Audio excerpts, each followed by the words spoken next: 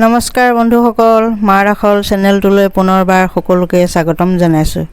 আজি মই আপোনালোকলৈ লৈ আনিছোঁ দুটি সুস্বাদু ৰেচিপি। আশা কৰোঁ আপোনালোকে ভিডিঅ'টো চাই ভাল পাব আৰু শেষলৈকে চাই থাকিব। তেনেহ'লে বলক ভিডিঅ'টো চাই লওঁ।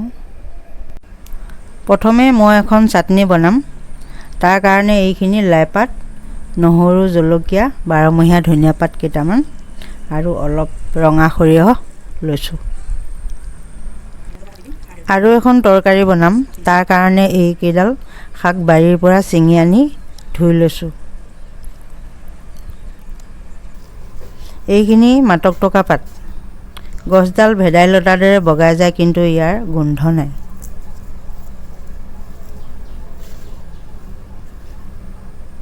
এইখিনি লাইপাত সকলোৱে চিনি পায়। এতিয়া শাকখিনি মিহি মিহিকৈ কাটি ল'ম। মাতকটকা শাকত প্ৰচুৰ পৰিমাণে আইৰণ থাকে আৰু ইয়াক 12 মাহে খাই থাকিব পাৰে। শাকখিনি কাটা হৈ গ'ল। এতিয়া এটা কেৰাহী পাতি আমি যিহেতু তেল নিদিয়াকৈ ৰান্ধিম, গতিকে কেৰাহীটোত 1 চামুচ খাৰ দি লৈছোঁ আৰু ইয়াতে কাটি লোৱা পিঁয়াজ, নহৰুখিনি দি দিম আৰু শাকখিনিতে 2টা জলকীয়া কাটি লৈছোঁ। এতিয়া এইখিনিও দি দিম ইয়াতে।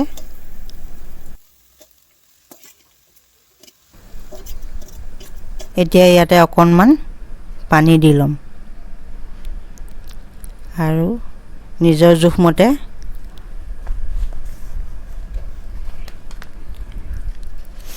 নিমখ দি লৈছোঁ আৰু আপোনালোকে আপোনালোকৰ জোখমতে নিমখ দি ল'ব পাৰিব।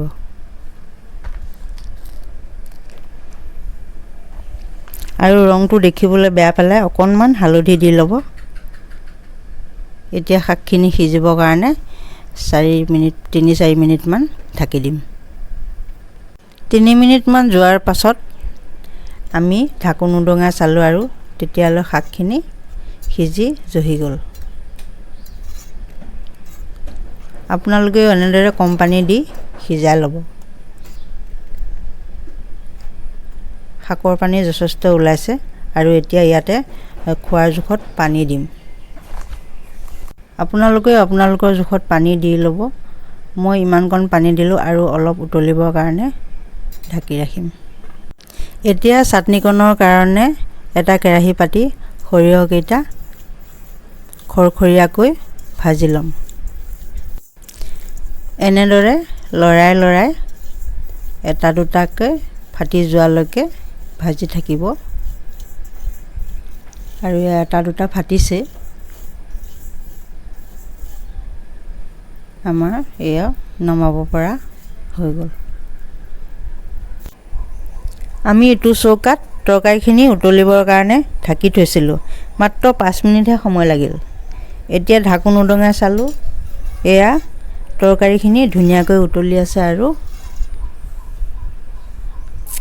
সিজি প্ৰায় নমাব পৰা হৈ গৈছে।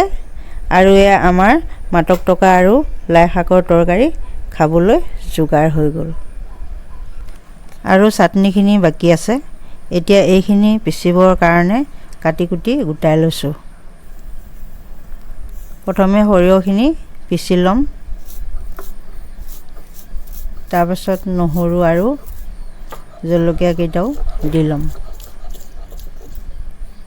আকৌ ইয়াতে কাটি থোৱা লাইপাত আৰু ধনিয়া পাত কেইটা দি ল'ম। দি লৈ ভালদৰে ইয়াক মিহলাই পিচি ল'ম।